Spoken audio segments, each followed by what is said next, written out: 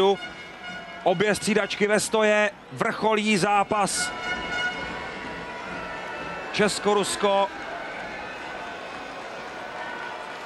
Jaroslav Bednář pojede proti Jeremenkovi jako první. Nájezdy začínají.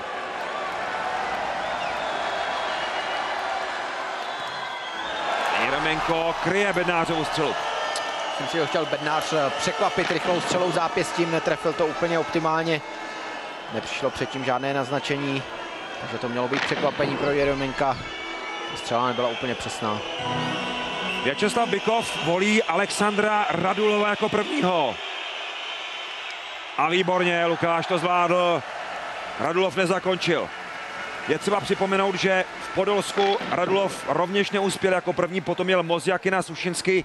Všichni kličkovali, nikdo nepřekonal Holmqvista. Jakub Klepiš.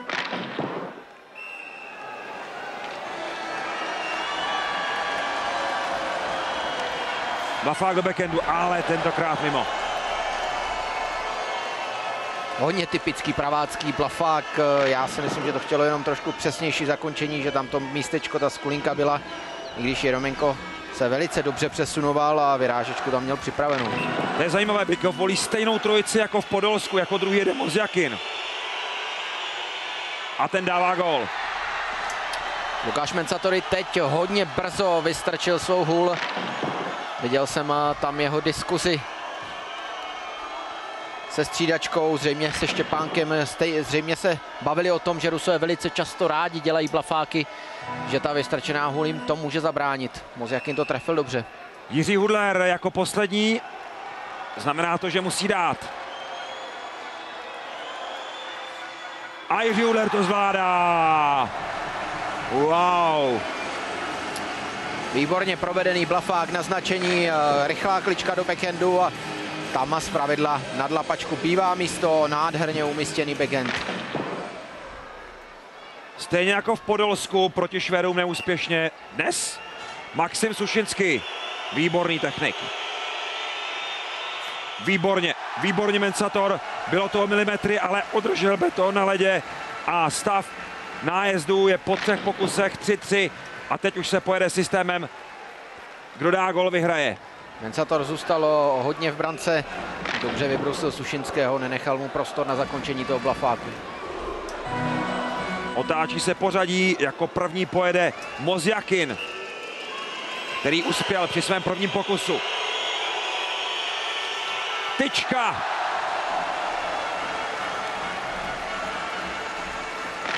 Podobně jako předtím volil střelu, tentokrát nic nenaznačoval, ale vůbec to nebyla střela špatná. Vidíte, že Mencatorova lapačka byla nízko, ale naštěstí Mozjakin trefil jenom tyč. Po zdvižení v hledišti Petr Kumstát. Miláček publika v Karlových Varech, ale neproměnil mezi betony. Zkusil takovéto roztažení brankáře na backhandovou kličku a rychlé posunutí puku zpátky mezi nohy, ale Jeremenko se tím vůbec nenechal rozhodit, nechal hůl na ledě. Vypadá to, že pojede Vitalij Proškin. Ne, Viktor Kozlov.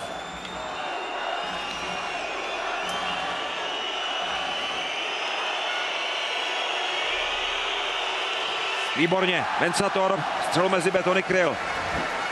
Zase pokus o překvapení, rychlá střela zápěstím, bez nějakého velkého naznačování a kličkování. Mencator se rozhodit nenechal. Tak, Jiří Hudler vstoupil na led, ještě si nechává poradit od Jaroslava Bednáře.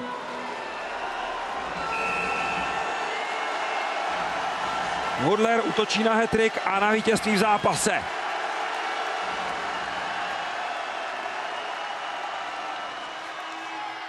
Jej, vůbec to nevypadalo špatně, až na to zakončení.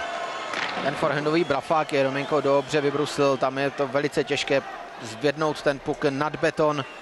Ani Hudlerovi se to nepodařilo. Mozjakin to zkusí po třetí.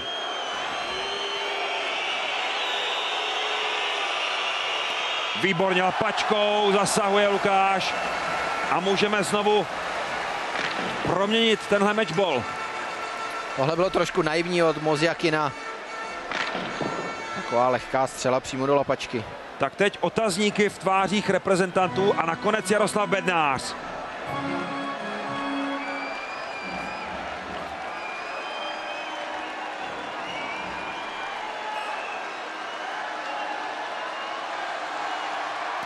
Ne.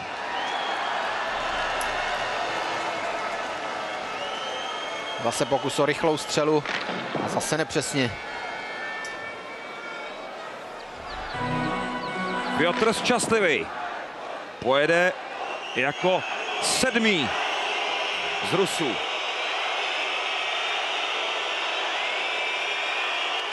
Oba golmani jsou výteční, teď Mensator znovu pokryl střelu. Ze 7 nájezdů pustil Mensator jenom jediný gól. Šťastlivý se snažil nějak Mensatora rozhodit, ale sami jste viděli, ten se ani nehnul, zůstal v tom optimálním postoji. Na 3. pokus se chystá Jiří Hudler. Tak, Jirko, pojďme si pro ten hat-trick. A je to tady.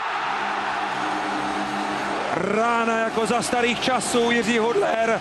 Klobouky by měly letět na led, protože je to hat-trick Jiřího Hudlera a jeho velký návrat do národního mužstva. Česko poráží Rusko 3-2 na nájezdy a s počtem 8 bodů vítězí v českých hokejových hrách.